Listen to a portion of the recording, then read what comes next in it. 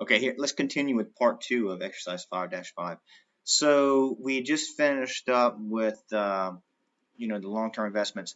Then we have property, plant, and equipment. So this is equipment, long-term equipment, property, or plant that's used within the operations of the organization. The issue here is they put it at the net, but we need to show the accumulated depreciation, which is provided down here. So we're going to do the same thing as we did earlier. We're going to back into the gross. So looking at it, if the net was 570 and the accumulated depreciation was 160, then the gross must have been 730. The same thing for equipment. Intangible assets are assets that don't have a physical presence, but they do have value. And a good example that we already talked about was the Nike swoosh, like copyright, trademarks. Another thing called goodwill. Now, goodwill, which is actually should be one word, but so let's fix that. But goodwill is not like charity at all. That's not what it is. What goodwill means is if one business buys a whole other business and they pay more than the value of the assets. So they buy, let's say they buy a restaurant, and the value of the building and the equipment in the restaurant is $500,000, but they pay $700,000 because the restaurant is a very good restaurant and everybody knows about it. So they pay more than the total value. That's called goodwill. So that's put on the books, and anyhow, so there's my total asset. So my liabilities and equity have to equal that. So going to current liabilities, we see some issues. Remember, current liabilities we would have to pay within a year. Accounts payable, that's not a problem, so that's going to be fine. Notes payable, depends when we're going to pay a note payable. Note payable is just like a loan. The difference between a note payable and an account payable would be like something that goes on a day-to-day basis for an organization's operation. So let's say the restaurant buys soda and beer and food for their operations, and then they bring the trucks in, they unload it, and then they pay it, and then the restaurant pays it when they get the invoice. That's an account payable. That's something that goes on day-to-day business of the organization. A note payable would be like a specific loan, something that's specific. They needed some extra operating income to expand or something. I don't know. I shouldn't say operating. They need some extra funds to expand. Okay, so when is the note due? That's going to make determination of where it's current or long term. So in this case, it's due next year, so that's within a year, so its current liability is fine. Pension, well, pensions, if we are obligated to pay pensions to people that retire, well, that's long term. That's very long term, so that's definitely not in the right place. Rent payable, that's current. We have to pay our rent within a year, or else we have to pay this month's rent within a year, or else we could be in big trouble. And then bonds.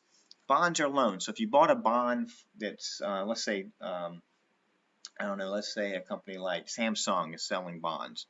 If you bought a bond from Samsung, you're loaning Samsung money. So if you bought a $1,000 bond, you're loaning them $1,000. They're going to pay you back with interest. So usually bonds are 5, 10, 15, 20, 25 years and even longer. So this is not going to be part of the current liabilities.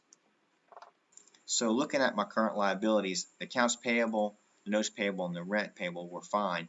The long-term liabilities, we need to take the bond and the premium on the bond and put them together in the same spot.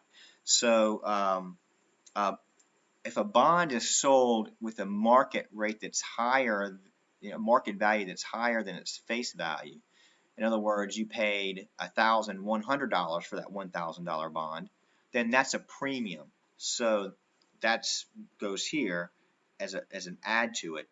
If it was sold at a discount, that means that you paid, instead of paying $1,000, you paid $800. You paid a discount on it. So this has to do with market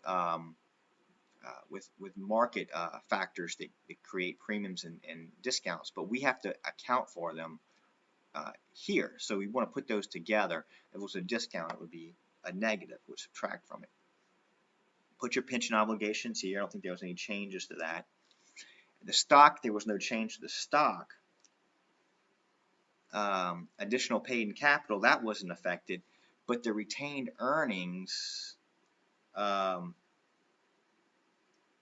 see, the retained earnings, we don't know what they are. So I guess you could come up with retained earnings in one of two ways. Well, actually, they didn't give us the income, so I take that back. The only way to come up with the retained earnings is to say, well, assets have to equal liabilities plus stockholders' equity.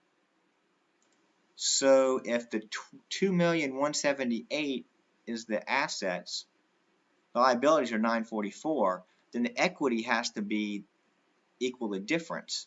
So 2,178,000 minus the 944, the difference has to be the equity. We know part of the equity.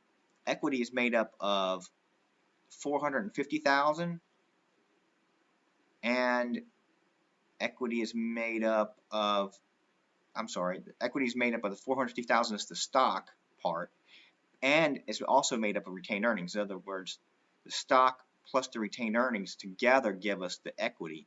We know the stock part, so if we take the 2,178,000 assets, subtract the liabilities, subtract the stock that we know, that's where I got the 784, and that's the only way you could get this to equal your assets.